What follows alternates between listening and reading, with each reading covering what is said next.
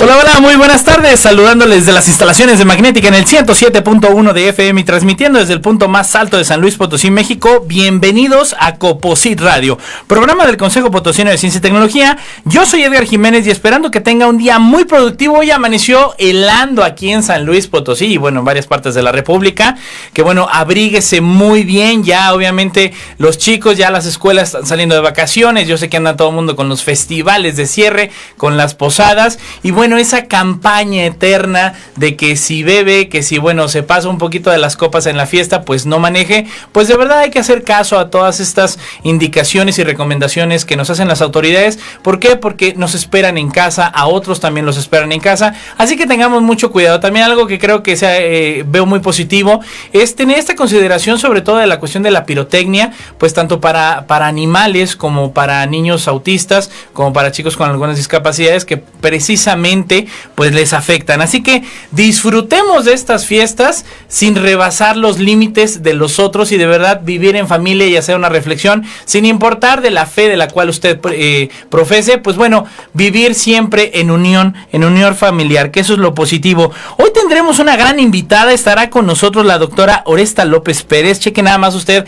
alguna de las tantas credenciales que tiene nuestra invitada del día de hoy. Ella es miembro del Sistema Nacional de Investigadores del selecto grupo de investigadoras nivel 2. Ha sido presidenta de la Sociedad Mexicana de Historia de la Educación y de la Red de Investigadores Educativos de San Luis Potosí. Está adscrita al Colegio de San Luis, Centro de Investigación CONACYT, orientado a la parte de las humanidades, lo cual es fundamental hoy en día. Autora y coordinadora de 10 libros con arbitraje, así como de 30 capítulos y artículos en revistas en ciencias sociales. Le va a encantar la plática y también la selección musical de hoy. Quédese con nosotros. Le recuerdo que nos puede escuchar vía internet en www.magneticafm.com, en el Facebook Magnética FM XHAWD 107.1. Como siempre, saludo a la cuna de la independencia, Dolores Hidalgo, Guanajuato, que nos escuchan. Por allá un fuerte saludo a Roberto Vázquez, gran coleccionista de autos, a la familia Mesa, al señor Alejandro, a la señora Lupita.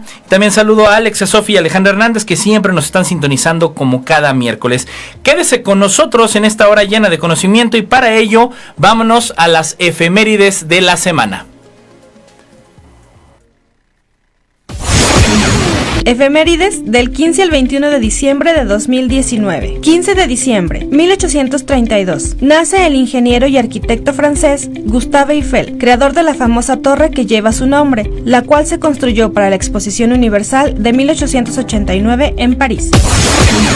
16 de diciembre, 1953. El piloto estadounidense Charles Jagger alcanza 2 veces y media la velocidad del sonido a bordo del avión X-1A. 17 de diciembre, 1778. Nace Humphrey Davy, químico británico considerado fundador de la electroquímica junto con Volta y Faraday. Inventó también la lámpara de seguridad para los mineros en 1815. 18 de diciembre, 1890. Nace en Nueva York Edwin Armstrong, ingeniero e inventor estadounidense, quien desarrolló la radiodifusión por frecuencia modulada y el sistema receptor superheterodino. 19 de diciembre, 1852. Nace en Polonia Albert Michelson, físico prusiano nacionalizado estadounidense, que en 1907 recibiera el Premio Nobel de Física por el desarrollo de diversos instrumentos de precisión óptica, entre ellos el interferómetro. 20 de diciembre, 1996. Muere Carl Sagan, popular astrónomo estadounidense y divulgador científico, pionero en el campo de la exobiología. Fue promotor del proyecto Búsqueda de Inteligencia Extraterrestre, SETI por sus siglas en inglés. 21 de diciembre, 1807. Son presentadas en el Instituto de París las memorias sobre la propagación del calor en cuerpos sólidos, un importante trabajo del matemático Joseph Fourier, hoy conocidas como las series de Fourier. Estas fueron las efemérides científicas del 15 al 21 de diciembre de 2019. Mi nombre es Sandra Luna. Sigue en Coposit Radio por Magnética FM. Hasta la próxima.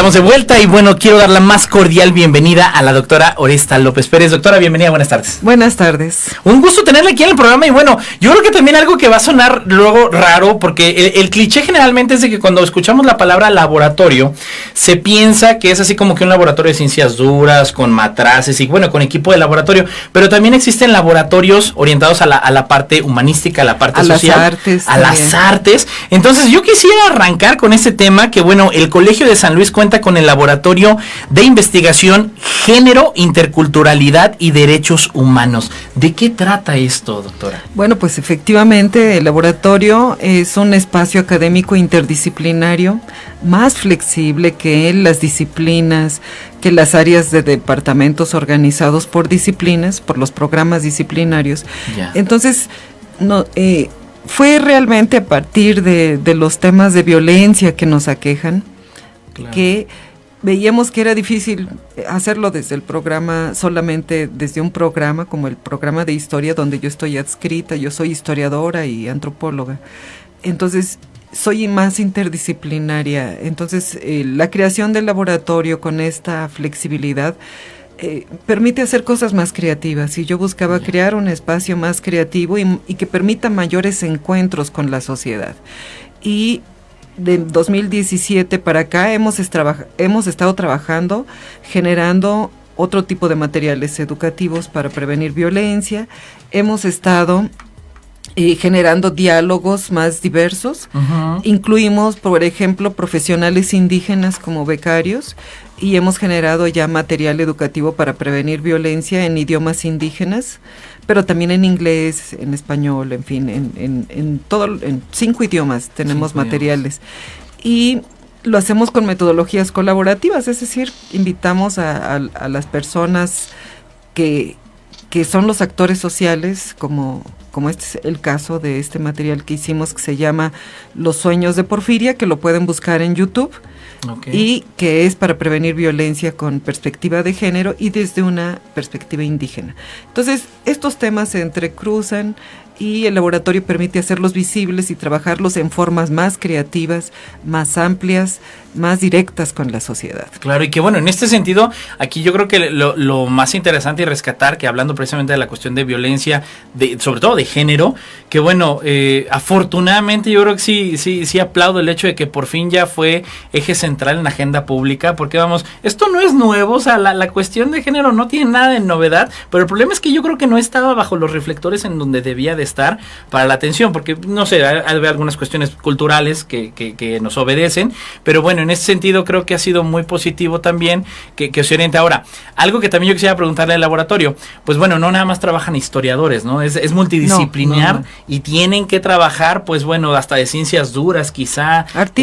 Artistas, que bueno, ahí está la relación, ¿no? Por fin yo creo, eso también me encanta, poco a poco estamos regresando a esta líneas muy delgadas de que es que si tú eres físico no puedes tocar el violín, ¿no? No puedes tener habilidades artísticas. Entonces, afortunadamente, este laboratorio, que más allá de hacer una experimentación como tal, pues bueno, imagino que es experimentación en campo como tal, ya en nichos específicos de la sociedad, ¿no?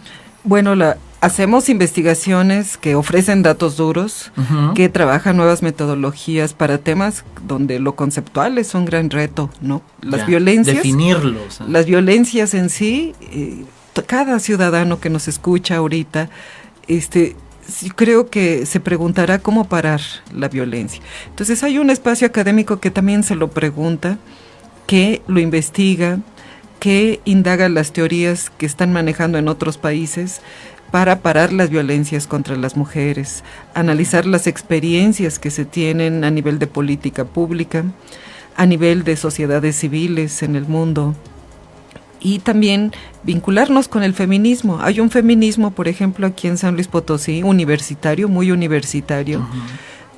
crítico, y que va muy a la avanzada, revisando muchas cosas que no enseña la universidad, ¿no? Ok, interesante. Entonces hay espacios para tratar los temas emergentes como este laboratorio, en donde podemos hablar sobre la agenda de los indígenas, sobre la agenda de derechos humanos, sobre la agenda de género que tiene la sociedad, en temas específicos, solo por mencionar proyectos que estamos realizando. Uh-huh.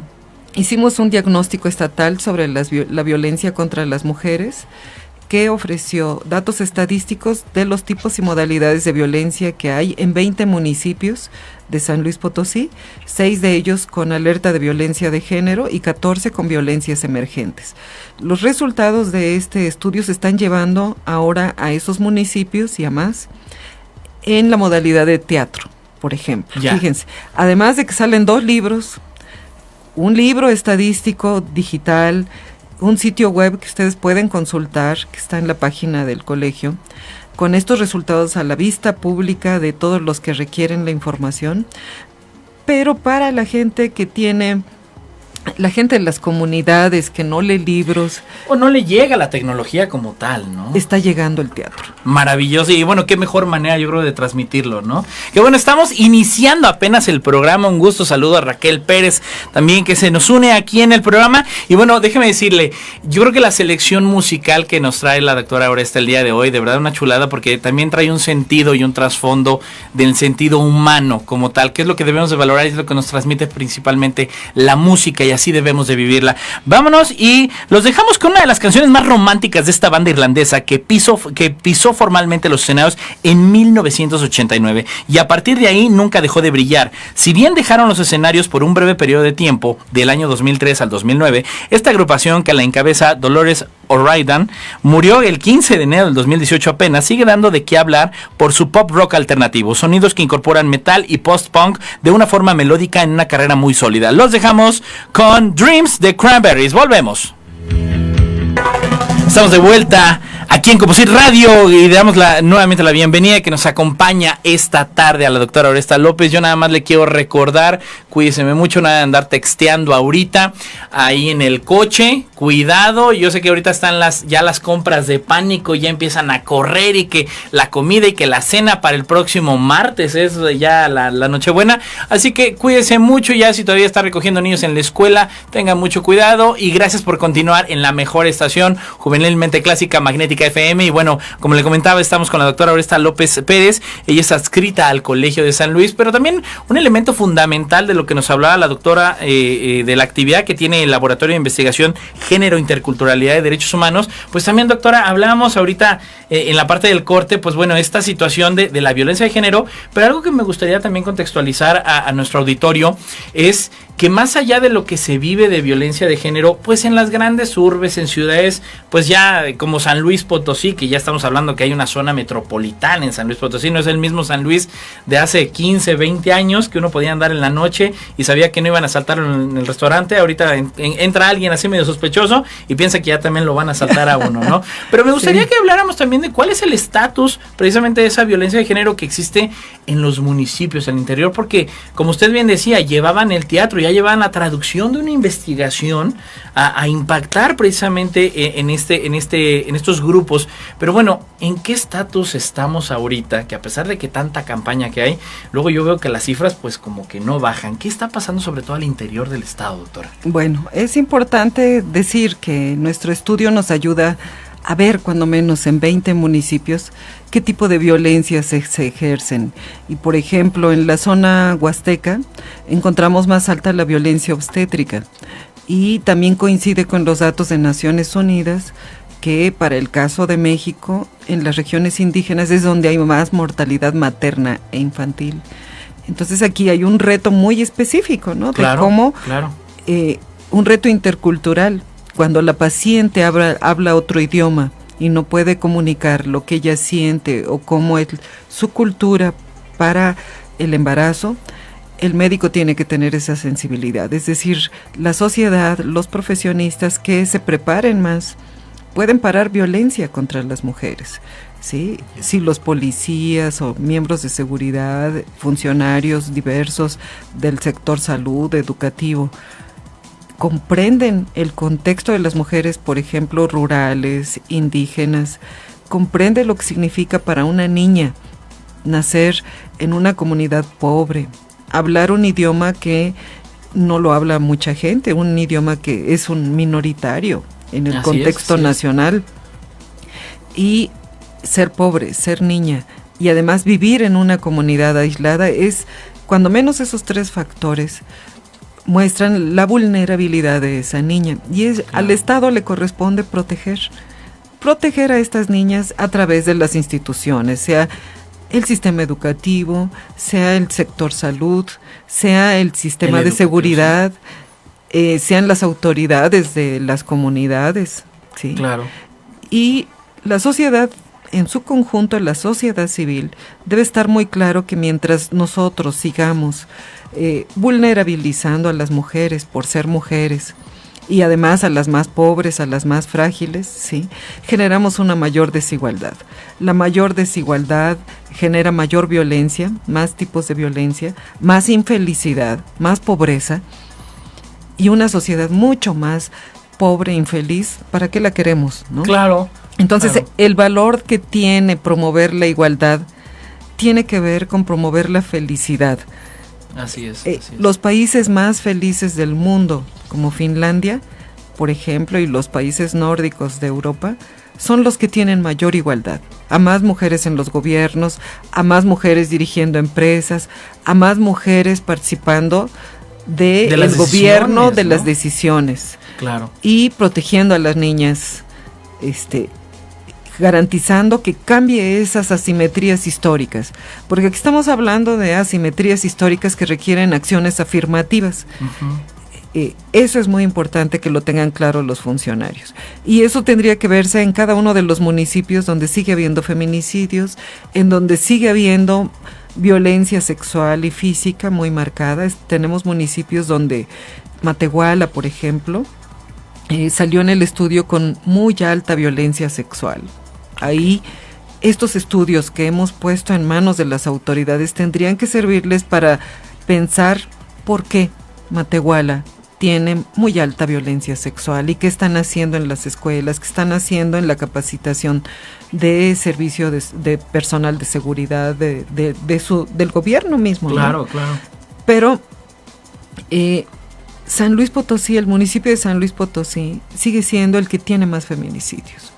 Eso debería ponernos a hombres y a mujeres de esta ciudad a pensar qué tenemos que hacer para que no se reproduzca esa pedagogía de la crueldad que implica la violencia extrema contra las mujeres. Eso implica que no podemos seguir naturalizando la violencia y que tenemos que trabajar como sociedad en proteger más a las mujeres. Nosotros estamos capacitando ahorita a 1,500 choferes, operadores de la ciudad, uh-huh, en este laboratorio. De servicio público, de transporte público. El laboratorio está dando una capacitación. Okay. Y es un fenómeno interesante porque ellos están aprendiendo a reconocer las violencias y cómo pueden contribuir ellos desde el transporte público, uh-huh, a evitar el acoso, a saber cómo actuar frente a los acosadores, no quedar en el silencio, sino cómo pueden proteger la vida de las niñas y de las mujeres, porque el transporte público es señalado como uno de los ámbitos. Son espacios ideales a veces para los acosadores ahí que tienen ahí a las víctimas. Sí. Y qué interesante, y más me llama la atención sobre todo este programa, porque están atacando y de alguna manera sumando multiplicadores o gente que está en el acto. No es como hablar de que luego se capacita a los directores de las escuelas, pero no al docente frente a grupo, cuando al que tienes que capacitar es al docente frente a grupo, a todos. Que luego a todos finalmente, y sensibilizar a los distintos niveles, ¿no? Que bueno, en este sentido a mí me atrae también mucho, y luego a veces también lo digo con lamento, he conocido hombres y mujeres, o sea, de ambos sexos, en términos de que dicen, es que el empoderamiento de la mujer luego está mal entendido. ¿Cuál es la realidad? ¿Cuál debe ser la definición correcta que debemos de entender del empoderamiento de la mujer? Porque luego hay quien dice, es que se quieren imponer a los hombres, y claro que no es una imposición hacia el género masculino. Creo que eso está mal interpretado, sobre todo por parte de nosotros los hombres, sino que más bien el empoderamiento de la mujer debería en el orden de que debe tener los mismos derechos en términos de igualdad, de respeto, de sueldos y oportunidades laborales, ¿no? Debe en ese orden. Sí, efectivamente, estamos hablando de políticas públicas, claro, en donde las políticas públicas señalan que las mujeres no son ciudadanas de segunda, exacto, sino que tienen que cumplirse los derechos. Y por ejemplo, que estas tardías leyes, porque hay que admitirlo, son tardías, de 2007 para acá, recientes, o sea, la muy verdad recientes, es que muy recientes, que dicen que golpear a las mujeres, violentar a las mujeres es un delito. Fíjense cómo hasta 2007 apenas. Parecía que estamos en las cavernas, doctora. O sea, que anteriormente no era un delito. Exacto. Fíjense nada más. Entonces, que ahora todos aprendamos a verlo ya como algo, como un delito, pues es un aprendizaje social que tenemos que hacer efectivo, porque efectivamente no hay nadie se merece la violencia, ¿no? La violencia no contribuye en absoluto a nada. Merma todo desarrollo Ni social. como método educativo funcionan los golpes, las bofetadas. Lo que funciona es hablar, lo que funciona son relaciones entre hombres y mujeres dispuestos al diálogo y a la construcción simétrica. Así es. Eso es. Y cuando ya no funciona, dejarlo ir, ¿no? Porque eso genera mucha violencia. Cuando el hombre empieza a pensar que le pertenecen las mujeres, o sea, sus hermanas, su madre, sus compañeras, hay artículos quien de su posición. Sí, o sea, esa es la mentalidad patriarcal, el patriarca que siente que le pertenecen todas las mujeres y que puede decidir sobre sus cuerpos, sobre cómo deben vestir, sobre dónde deben estar, cómo deben hablar. Entonces, mientras esa mentalidad patriarcal y machista siga siendo alimentada en los hombres, va a haber conflicto, porque las mujeres, ustedes lo están viendo a nivel mundial, las mujeres no están dispuestas a vivir ya bajo una mentalidad patriarcal. Entonces, los hombres están siendo más lentos, pienso yo, para entender cuál va a ser su posición en este cambio de reglas, en este cambio de posiciones social, ¿no? Sí, en la familia, porque las ideas patriarcales las fortalecen doctrinas muy antiguas. Pero las mujeres ahora ya no quieren que la vida sea así. Entonces, no sé qué diga el público, pero realmente tiene que haber cambios a todos los niveles. Fundamental atacarlo. Y bueno, yo le quiero reiterar, estamos en una plática interesantísima con la doctora Oresta López. Ella es adscrita al Colegio de San Luis. No deje de sintonizarnos. Y bueno, vamos con el siguiente tema. Fue compuesto por Gilberto Gil y Chico Buarque en 1973 durante la dictadura militar en Brasil. Ya nos platicaba la doctora algunos datos interesantes de esta rola. En esencia es una canción de protesta poéticamente disfrazada, que ya yo creo que lo detallaremos un poquito más, doctora, como canción religiosa. Pero bueno, usted comentaba precisamente que va más allá de una cuestión de protesta, sino que hay un sentido propio de la canción, ¿no? Y más ahora en tiempos de Bolsonaro y de retorno de la derecha, están cantando esta canción como algo que es parte de quienes luchan por la democracia. Así que vámonos con Chico Buarque y Gilberto Gil interpretando Cáliz. No se vaya. Estamos de vuelta en Composite Radio, entrando a la segunda parte. Gracias que nos siga acompañando. Y estamos con la doctora Oresta López Pérez. Y bueno, estamos hablando de toda la cuestión que involucra el contexto, el impacto y las actividades que ella ha hecho en materia de investigación. Nada más de investigación, el cómo lo tradujo en teatro para divulgación e impactar en la población. Y doctora, de alguna manera, bueno, pues también el programa ha perseguido pues buscar y dar a conocer esta trayectoria con el fin de incentivar la cuestión del fomento de la vocación científica. Porque luego caemos en muchas ciudades en las que si están muy industrializadas, los papás, vete de ingeniero porque ahí pagan muy bien en tal planta, en la industria automotriz, en la aeronáutica, y pues no todo mundo es para áreas en específica quizás que son de la región, ¿no? Es decir, no es la misma la vocación que tiene la zona huasteca en San Luis Potosí, la vocación productiva, la vocación económica, la que tiene la vocación en región centro o en altiplano.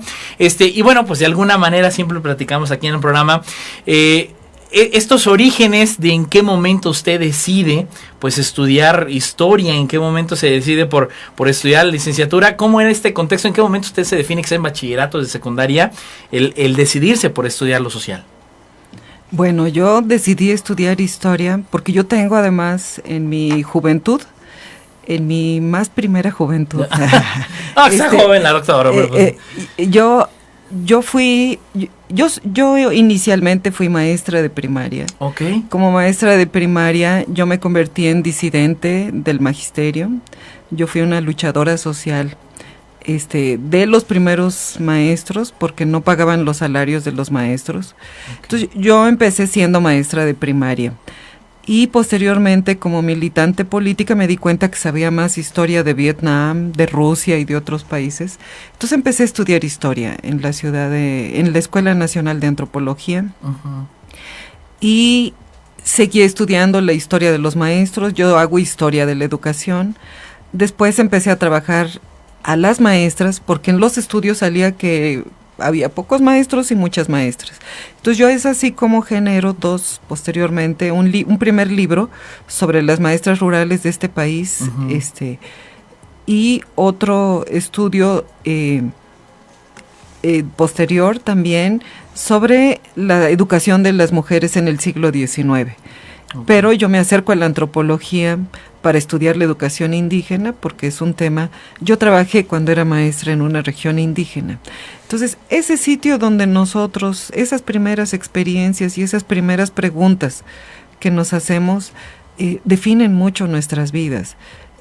Al menos en mi caso, yo he trabajado siempre con un gran compromiso con los maestros y las maestras.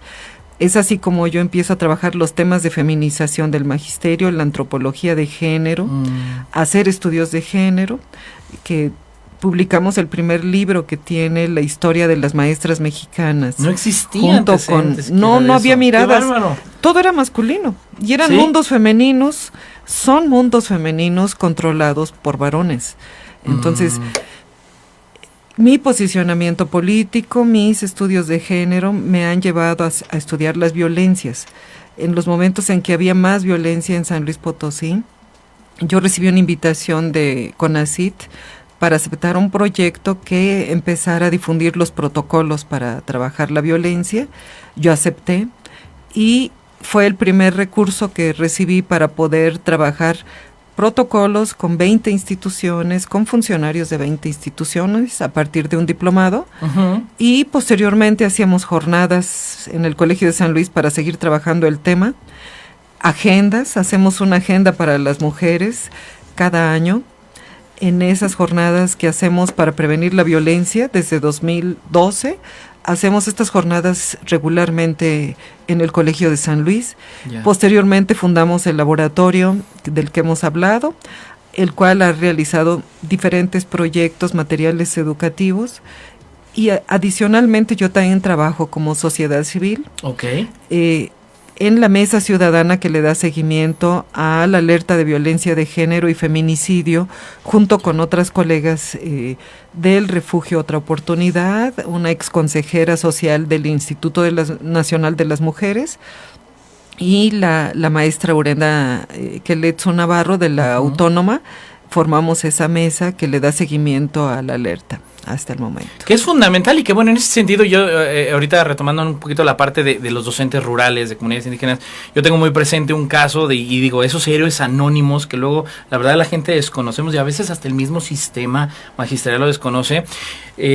Una comunidad muy cercana aquí, que es Palmillas, ahí por la zona de Bocas, por Peñasco, una escuela municipal que era multigrado, es un solo docente, el docente es el mismo conserje y es el mismo director y es el mismo todo, con un chico con autismo muy avanzado, y llevaba una bitácora perfecta, más 19 niños a la perfección, nivelados en su grupo. La verdad es que luego son esos héroes anónimos que son cruciales para muchas de esas vidas de los chicos que emanan luego de esas comunidades y se convierten en aportadores sociales, ¿no? Y qué bueno que pudiste ver eso, porque también en una comunidad de Milpillas, también vinculada a un tiradero, lamentablemente, ¿no? Una comunidad afectada por el daño ambiental que generan estas empresas, hubo un linchamiento a un profesor por violencia sexual. Entonces fíjense cómo puede haber estas distintos rostros, diferentes y polarizaciones, experiencias, ¿no? Donde los maestros también han sido parte de actores de la violencia. Y es el primer precursor que debe de evitarlo, y otros grandes profesores que efectivamente hacen su trabajo pues en un contexto muy neoliberal todavía, que no ha logrado revertir su situación, ¿no? Y yo diría que tenemos todos esos contrastes en la educación y esos retos, y bueno, por eso esos temas son parte de nuestras investigaciones. Nos da para un programa completo cada renglón, yo pero creo, bueno, sí, así ha sido como hemos llegado al punto en que estamos ahora. Y yo desarrollé muy pronto una pasión por la investigación, y me aparté de la política, ¿no? Yo tenía una participación política y me he dedicado, por supuesto, a la producción de conocimiento como una forma de generar cambios de otra manera.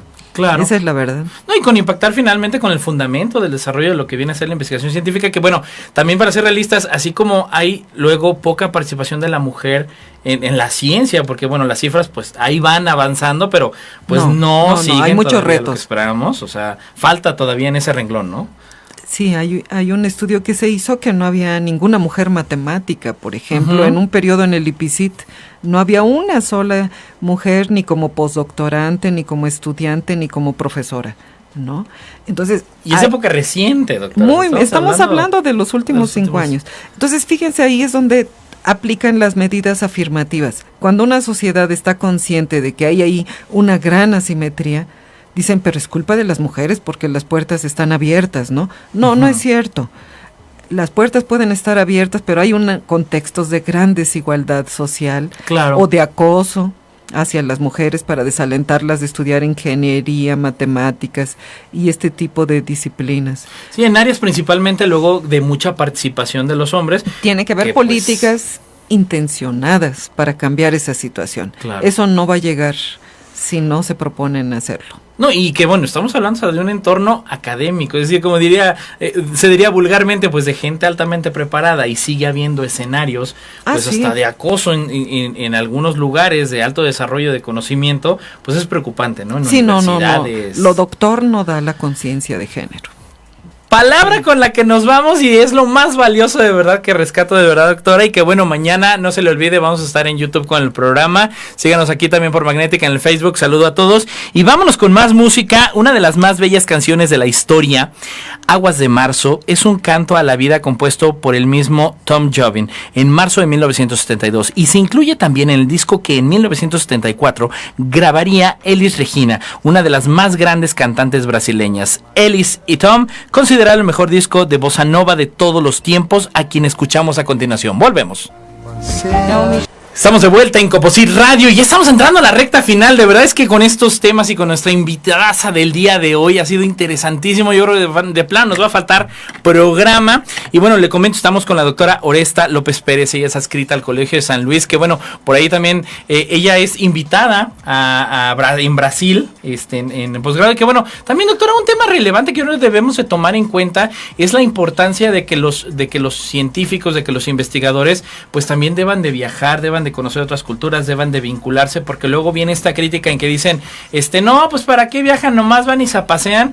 Yo creo que el trabajo de la investigación y más la social debe ser fundamental el abrirse a otros panoramas, ¿no? Sí, por supuesto. Y en ese sentido, no solo los académicos, sino los políticos, todos deberían viajar más, ¿no? O sea, la idea que de algún modo se generó al iniciar este gobierno es de que es malo viajar, y realmente no, los viajes ilustran, ¿no?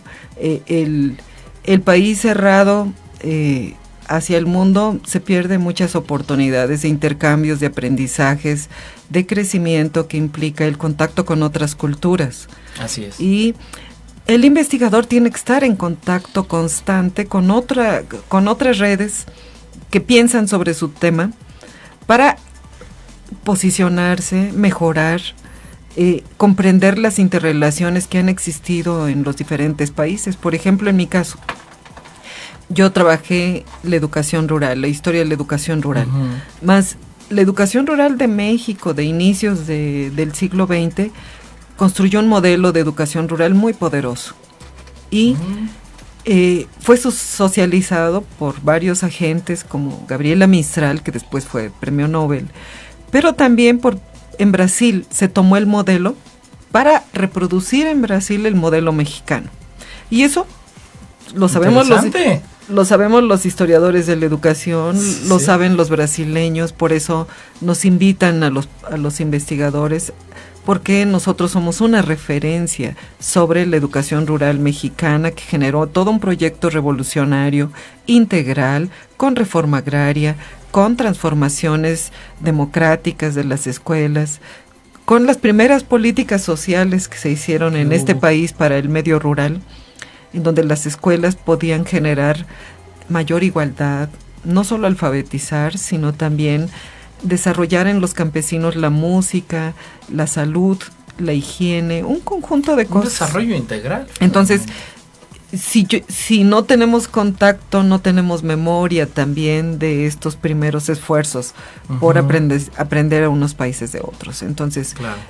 Por ejemplo, sobre el tema de la violencia contra las mujeres también, ¿no? En Brasil se hacen las primeras convenciones para hacer las leyes que después son referencia, como la Convención Belém do Pará. Yo estuve en Belém do Pará también este año dando la conferencia de apertura de un congreso allá, y me sorprendía cómo ellos no tienen memoria de esas convenciones, mientras que nosotros en toda América Latina citamos la gran convención de Belém do Pará. Se adoptaron de ahí. Sí, pero estando en Belém do Pará no hay memoria de eso, especialmente porque así tiene ahora un gobierno de derecha. Así es. Que no comparte las políticas de igualdad de género. Entonces, eso nos da a los académicos y a quienes generamos conocimiento una mirada comparativa, una mayor sabiduría, una sabiduría más amplia, más universal, para comprender los problemas humanos, pero también para las estrategias tecnológicas, científicas. Te permite avanzar y evitar errores y ampliar la mirada. No, qué maravilla, y de verdad que yo estoy encantado. También yo quisiera rescatar algunas cosas y que, bueno, también ir aterrizando otras, que a mí me gustaría mucho, usted como especialista también, en esta parte. Bueno, pues finalmente toda la educación, y creo que eso sí es claro, es desde la casa. Luego hay padres, sobre todo luego muy jóvenes, que esperan que el maestro sea no el educador, sino el formador del hijo, y pues no es cierto. Eso finalmente es desde el seno del hogar. ¿Qué recomendaciones, qué medidas debemos de tomar los hombres en términos de nuestro trato? Porque luego, desafortunadamente, repetimos patrones de comportamiento de generaciones anteriores en las que de alguna manera se busca imponer y pensamos que es educar, cuando ya estamos hablando de violencia al interior del hogar. ¿Qué debemos de hacer, sobre todo los hombres, al seno del hogar, para realmente empezar a generar este cambio? Porque dicen, empezamos desde lo local para que esto luego se convierta en un hábito social que detone, pues bueno, efectos positivos. Usted hablaba de esta pedagogía de la crueldad, pues bueno, evitar a llegar a eso, ¿no? ¿Qué debemos de hacer, sobre todo los hombres, desde el seno del hogar?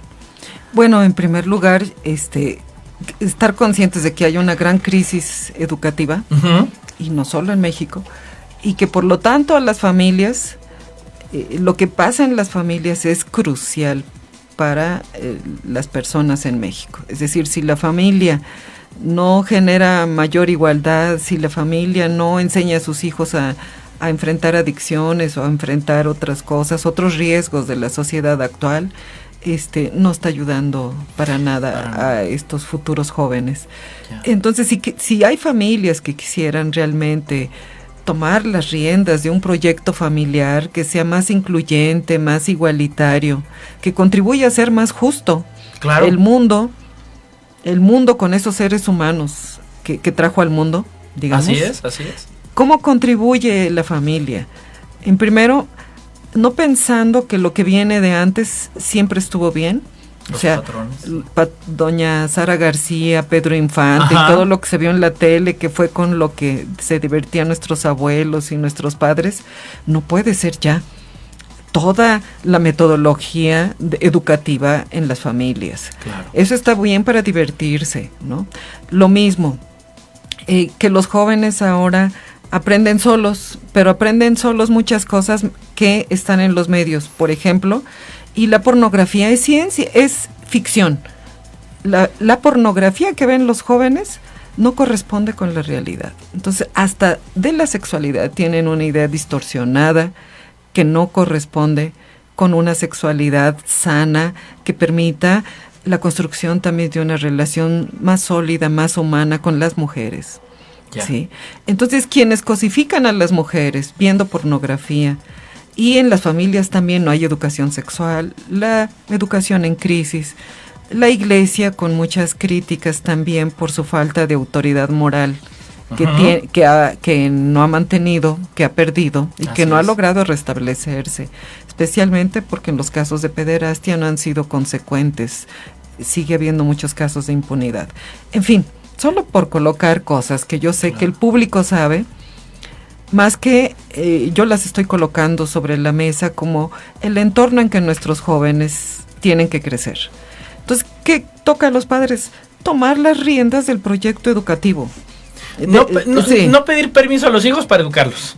Y siempre y cuando exista esa integración. Dialogar más con los hijos. Y platicar con ellos. Dialogar con los hijos, aprender juntos. Esto es algo que requiere humildad de los padres, que no lo saben todo, ¿no? Y es que no lo saben todo, ni de sexualidad, ni de tecnología, ni de por qué pasan las cosas que pasan en el mundo, no lo sabemos los padres. Entonces lo aprendemos juntos, lo pensamos juntos, lo dialogamos juntos, ¿sí? Es una nueva metodología de educar, Así ¿sí? es. Y olvidarse de que las ideas cerradas de nuestros abuelos o de nuestros padres, ¿sí? Especialmente las que tienen que ver con golpes, las que tienen que ver con sentirse dueños de todas las niñas y mujeres de la familia, eso ya no puede continuar, porque eso genera mucho sufrimiento para la mitad de la humanidad, ¿sí? Y no puede seguir sosteniéndose. Genera mucho sufrimiento, mucha desigualdad, mucha infelicidad. Y las familias pueden contribuir a cambiar esa situación. Y estoy hablando no solo de una opinión personal, sino de datos. Hay datos que muestran que los países más iguales en términos de género son los más felices. Perfecto, doctora, de verdad es que ha sido valiosísimo esta información. Yo le quiero agradecer y créame, ha sido un honor. Tenemos invitación para segunda vuelta en cuanto vuelva a tener agenda. De verdad, ha sido un honor. Gracias por estar en el programa. Felices fiestas para todos y muchas gracias igualmente para usted. Excelente cierre de año y bueno, yo quiero darle la más cordial bienvenida, director general de Magnética FM, al licenciado Fernando Maldonado, quien nos dirigirá un mensaje. Un honor tenerlo aquí en el programa, licenciado. ¿Qué tal? Bueno, doctora, felicidades. Muchas gracias, mucho gusto. Una gran participación y de verdad, ojalá y se repita, porque hay mucho que avanzar y todo esto. Y bueno, pues el mensaje es muy sencillo, también muy directo, y es una felicitación para Edgar, que cumplió años. Entonces, caramba, Edgar. Muchas gracias a todos, de verdad. Por supuesto, de Coposit, de Magnética, de Fundación Nikola Tesla. Gracias. También un gran trabajo el que muchas gracias. Pues, tanto en el Coposit como aquí en el espacio. Y bueno, básicamente es esta felicitación. Que bueno, pues por ahí están sonando las mañanitas. Así es, hombre, gracias a todo el gran equipo, reconocer el gran trabajo del licenciado Fernando Maldonado, de Magnética FM, precursora en materia de ciencia y tecnología en radio. Bueno, de verdad es que toda una historia, Fernando. Pues sí, afortunadamente, bueno, pues se ha ido consolidando este trabajo. Y hay mucho que hacer todavía, difundir este tipo de temas. Estos temas, esto es crucial. Parte de lo que se ha hecho en los 15 años, pero que pues todavía hay mucho más que hacer y es la participación. Creo que lo más importante es la apertura hacia este tipo de temas. Así es. Y que bueno, sí se da en muchos otros medios, pero bueno, en Magnética hay una puerta abierta y muy amplia para esto. Claro, pues un honor, agradecidísimo, de verdad una sorpresa. Gracias Raquel, gracias Fernando, al doctor Fernando Maldonado, de verdad un honor. Y gracias que Magnética, bueno, pues nos ha acobijado como su casa aquí al Consejo Potosino de Ciencia y Tecnología. Por supuesto. Muchísimas gracias. Bueno, no, hombre, un honor y bueno, de veras que me agarraron de sorpresísima. Y yo nada más le quiero recordar que el Coposit es su mejor aliado en vincular, financiar, capacitar y divulgar en materia de ciencia, tecnología e innovación. Estamos a sus órdenes en dirección de página web slp.go.mx/Coposit, Facebook, en el Twitter @Coposit, Facebook Consejo Potosino de Ciencia y Tecnología, en YouTube como Coposit y aquí en la capital potosina en camino a la presa número 985, a unos pasos de la entrada a la presa San José. Gracias a la Fundación Nikola Tesla, a los controles Roberto Alonso, gracias a Alex, a Ale Mendizábal y a Raquel Pérez, a la gran invitada que tuvimos el día de hoy. De verdad un honor a todos por el invaluable apoyo. Un saludo a todos los miembros del Coposit, a los de la red de divulgación de ciencia, tecnología e innovación. Sí. Y antes de cerrar con más música, a nombre de la doctora Rosalba Medina Rivera, directora general del Coposit, yo soy Edgar Jiménez y nos despedimos con este intérprete, Aide Mercedes Sosa. Fue una cantante de música folclórica argentina reconocida como la voz de América Latina, fundadora del movimiento del nuevo cancionero y una de las exponentes de la nueva canción latinoamericana. Incursionó en otros géneros como el tango, el rock y el pop. Se definía a sí misma como cantora antes que cantante. Los dejamos con Mercedes Sosa interpretando Como la cigarra. Hasta la próxima.